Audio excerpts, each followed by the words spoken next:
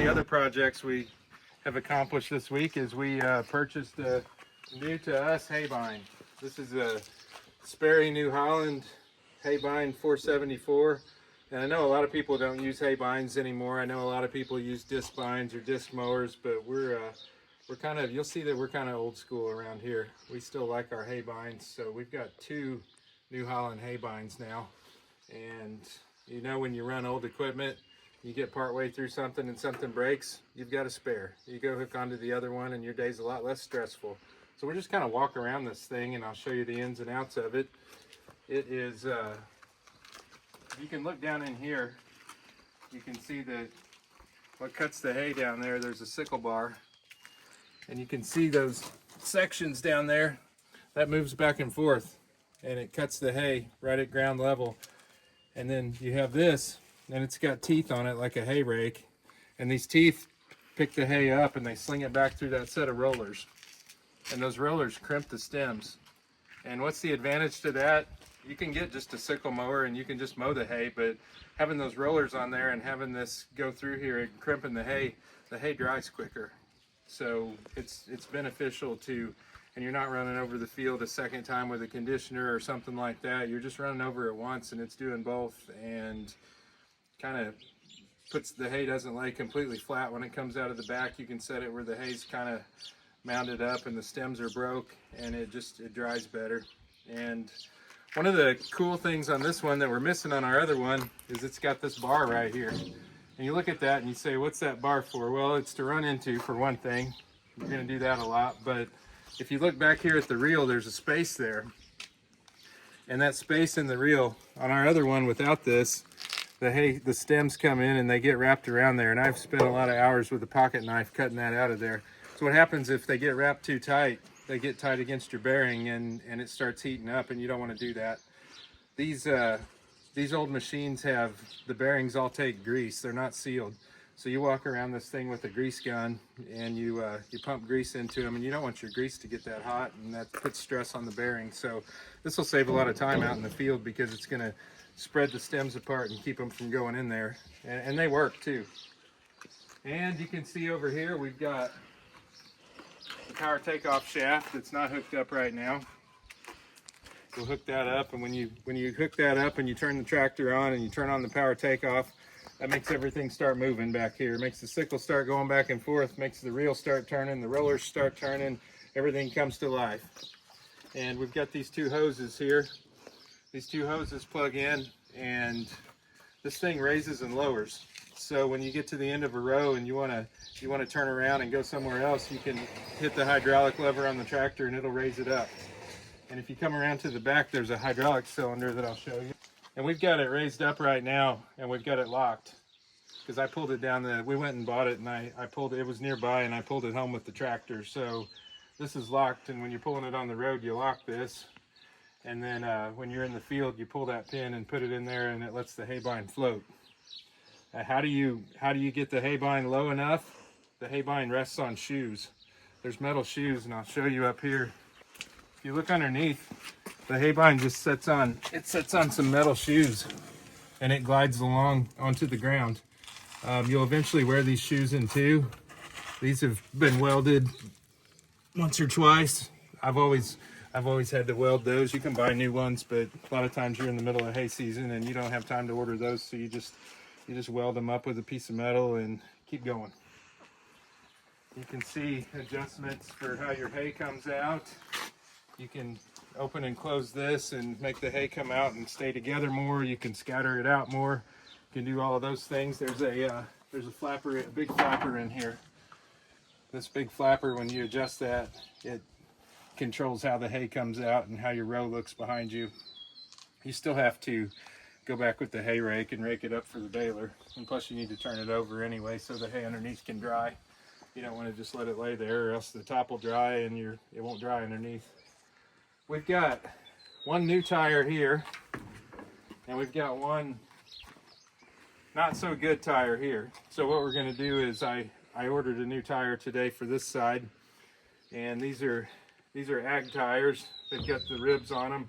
Maximum speed for these tires is about 30 miles an hour is what it says on the side, and my tractor's not going to go 30 mile an hour up the road, so we're in good shape. We're going to put this tire on our old Haybine, and we're just going to have it for a spare. It's not in as good a shape as this one. We're going to have it for a spare. We're going to pull that wheel off of there tonight because there's a little bit of wobble, and I need to check the bearings and see. They may just need tightened up, or they may need packed, or we may need to replace bearings. We don't know until we pull the hub off of there, but we're going to take a look at that. If they just need tightening up, that's okay, because we're not pulling this 70 mile an hour up the road, so they don't have to be perfect, but they do have to be. You don't want your wheel to fall off in the hayfield. That ruins your day. If you can look in here, you wonder how that sickle bar goes back and forth. There is something on it unique to a Haybine. It's called a wobble box, and as the power takeoff shaft turns, there's a gearbox in here, and that gearbox has a piece inside that wobbles. And when that piece inside wobbles, it makes that sickle go back and forth. If you were to come up to ask me, you're say, Farmer Doug, what's the most important thing to grease on a Haybine? My answer is going to be the wobble box. You want to keep that greased because that moves more than any other part on this machine. Keep that greased and take care of it, and it'll last a lot of years. If we come over here, we're going to work on the jack. That's one thing we've got to do to this. We've got to, there's a bolt in here where the pin failed one time. Sometimes we just fix things in the field like they are, but we've got the actual pin for it. We're going to put that in there. And if you look right over here, you wonder, say, well, you're going to have to drive through the hay to cut it because this thing's sitting right behind the tractor wheel. Well, when you get ready to, it's closed up so you can pull it down the road. When you get ready to go out in the field, you pull this rope from the tractor and you block a wheel, and these 3 holes here, you move it out to one of those. And you say, which hole do you put it in? Well, that depends. That depends on what kind of tractor you have, what size tractor you have. For my tractor, my Ford 4610 here, I usually put it in the first hole. But if you have a different style tractor and the drawbar sits different, you're gonna just line it up. Just a little common sense to make sure that you're not running over the hay that you're cutting. This is the tractor we're pulling it with right now. This is a Ford 4610. It's about, this one's tuned up, so it's about 62 horsepower or so, more than enough to pull this Haybine. It doesn't take that much to pull the Haybine. So we're gonna use that on there and cut some hay in another month or so. So I'm gonna go back and I'm gonna check this wheel out.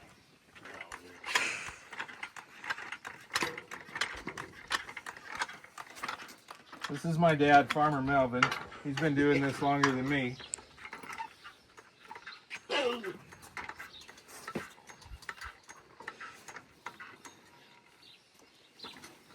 That one I tried to move a while ago was tight. Yeah. Joint effort? Joint effort. So this is what you call a breaker bar. And this is what you call a pipe. The pipe's the cheater bar. And what's that do? It gives you more. It'll come with just a breaker bar. Okay. What's that do? That gives you more leverage.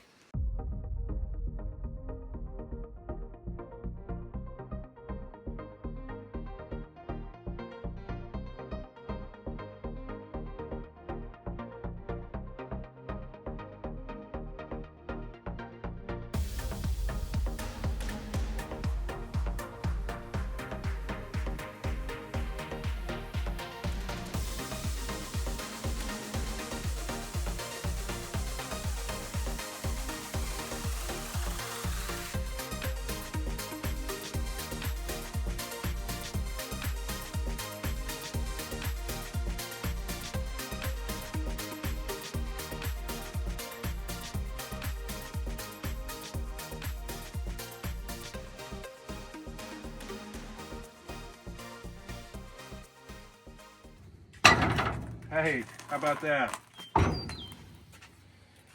This is the old tire that's got, it's dry rotted, so that's the bottom line. So this is the one we're gonna replace. It's cracked up through the ribs, and you don't want to get out in the field and this thing decides to die on us. This is a hubcap. Keeps the grease in there. There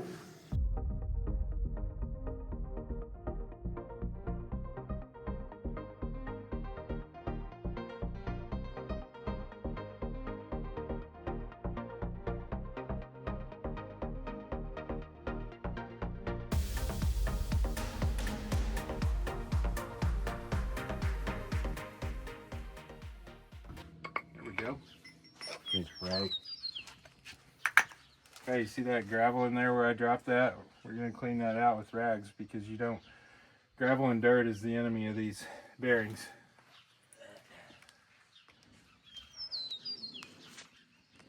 You can see those, the nut on the end has what they call a cotter pin in it. That allows it to be loose enough to allow the bearings to turn, but it doesn't come all the way off. They got a little wiggle to it. They don't.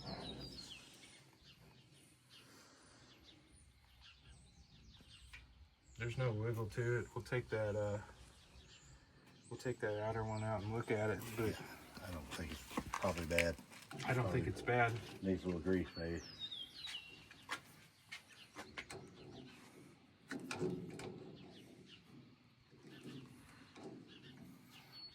You always want to keep a bunch of these cotter pins around because inevitably you have to bend them to take them out, and inevitably you'll break one.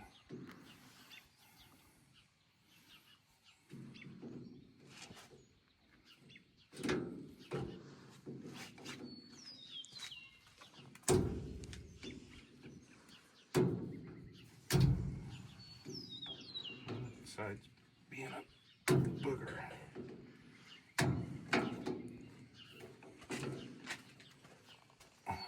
Get it? Yeah, I think so.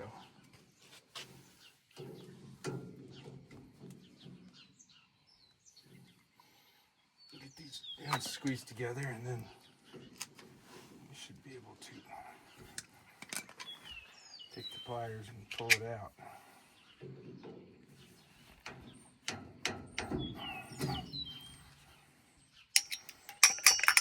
You don't tighten these, you don't over tighten these, you kind of tighten them until there's resistance and it slows down spinning, and then you line it up with the hole and put the pin through.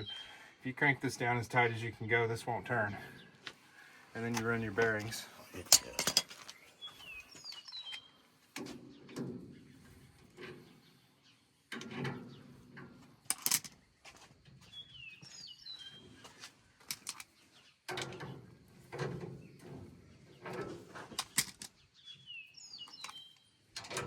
And like every old piece of equipment, it's going to fight you all the way.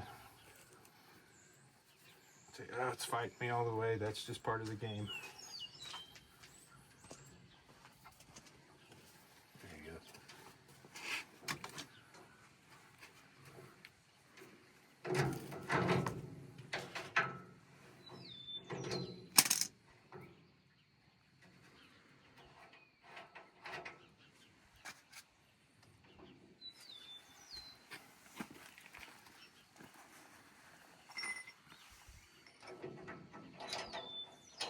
There's usually a washer on the outside.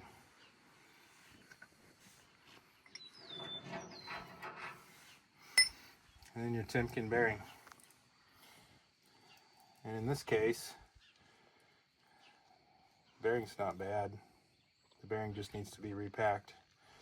It needs more grease put in it. Will that hub come off? Yes. Let's see inside and feel it.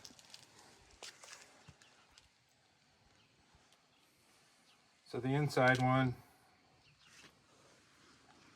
it's not rough, and it's got grease in it. Normally what you would do is you would take this seal out, and you would go buy a seal because you run it when you take it out. And you take that inner bearing out, and you clean both of them and pack both of them. Since this is a low-speed piece of machinery and we're not taking it out of the field, we'll just we'll pack that one from the inside, and then we'll clean the outer one and pack it. This part that they ride against is called the race, and you can see those races aren't grooved, they're smooth. If this were a truck, we would take that totally apart, and probably at this age we'd put new bearings in it, but it's not a truck, it's a Haybine. And let's realistically be think about how fast we're going in the hayfield. You know, we're going 2 to 5 mile an hour through the hayfield. So it's going to take a long time for us to have a problem with the bearing.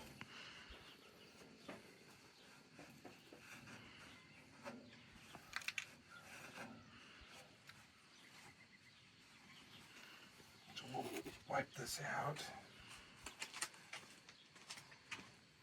The bearing feel all right in there. Mm-hmm. The back bearing's fine. This front bearing just needs some grease in it. It's just dry.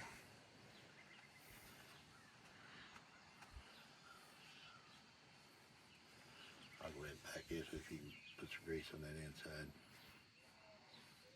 Yeah, I want to show how to pack one of these. My dad's gonna pack this one.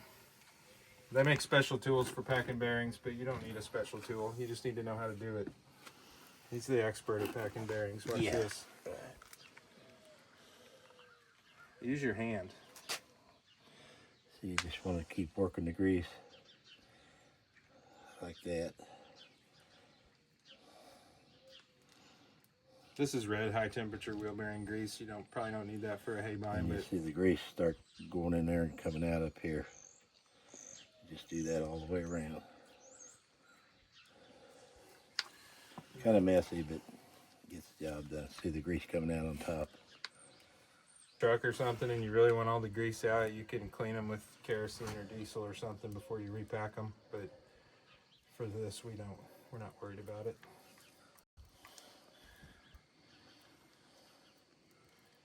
But that dry bearing would have worn a little bit. Can you push it down in there? Mm-hmm. I can. I'm just doing the same thing that he's doing, only I'm doing it from the inside here. See, it gets rid of all that old grease. It just forces it right out. I'm gonna keep this spindle. I'm gonna keep grit off of it. See what happens if the reason we check the bearings is eventually if the bearings fail and they get hot, they'll start to wear this spindle. And we've actually seen equipment before where it wore it in two, and you don't want that to happen. So you want your bearings to spin freely. Should I put a little grease on our camera person? Don't grease the camera person.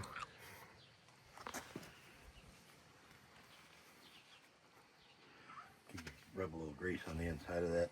Yep, sure can. Actually, take it back off and do that. Put a little grease on the race. I put it on all the way on the inside too. Yeah, I did that part. You did it? Yep. I'm gonna clean my hands up. If you ever have a race go bad, you have to take a punch and you have to turn these over and you drive the race out, and the new bearings come with new races. You can't change bearings without changing races because the bearing's worn into the race and it's got it broken in. If you try to put a new bearing on an old race, it's not going to work right. Might for a little while. So we have our washer that sits against the bearing. And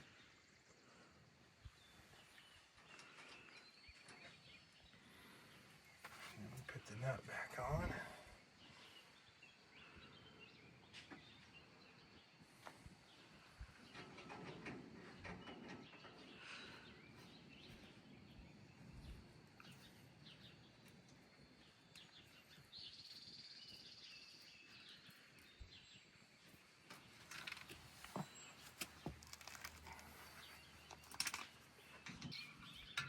See, that doesn't spin freely. I've got that tightened up too tight.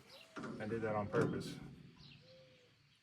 Now it spins freely. And it's just a hair more. I gotta find the hole for the cotter pin. Tight.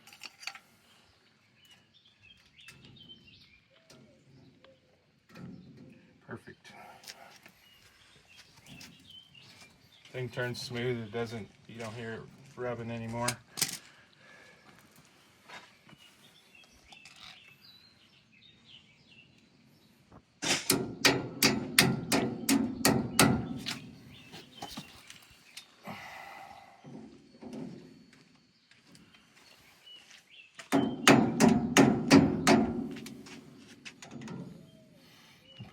cotter pin back in is just a trial and error thing till you get it straight enough where it goes down into the nut.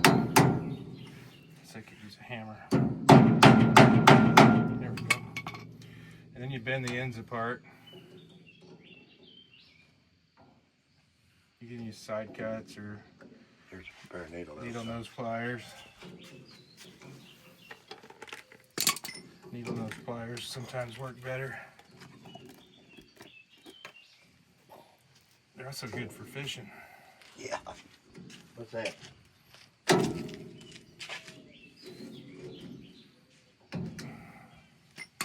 then sometimes I just take the big pliers, and once I get them bent a little,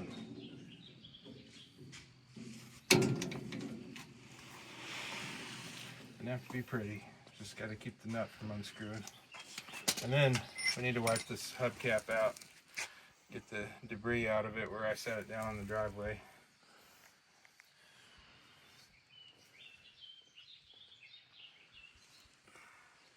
Okay. Get that out of there. Put that on, and you can use a rubber hammer if you don't want to dent your hubcap.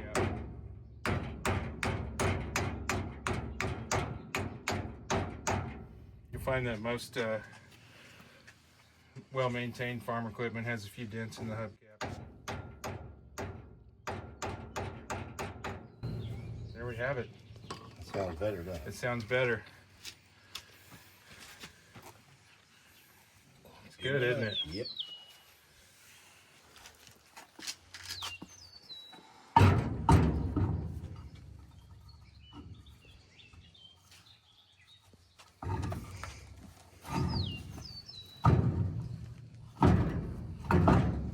This is the fun part.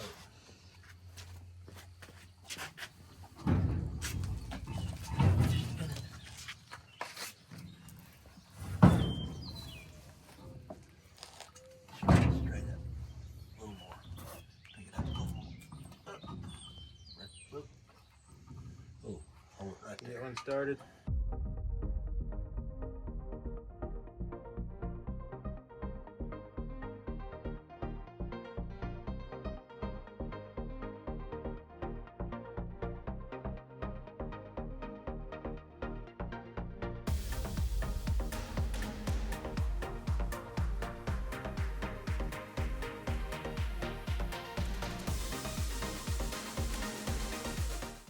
That top one wasn't lined up very well, so I gave it to Dad.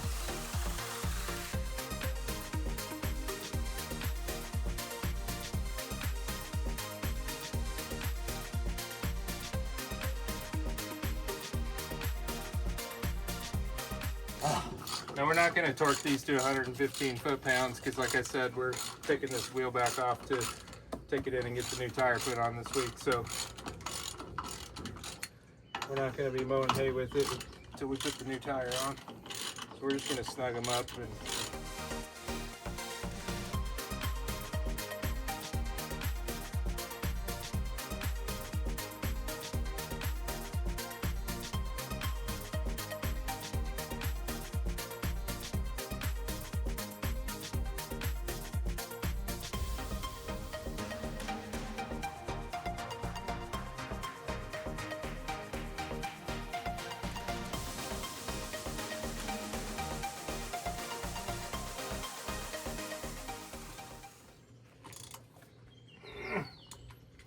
that's all I'm going to tighten it for now. There you have it. One smooth rolling Haybine. Sounds a lot better. Look at that. It's quiet.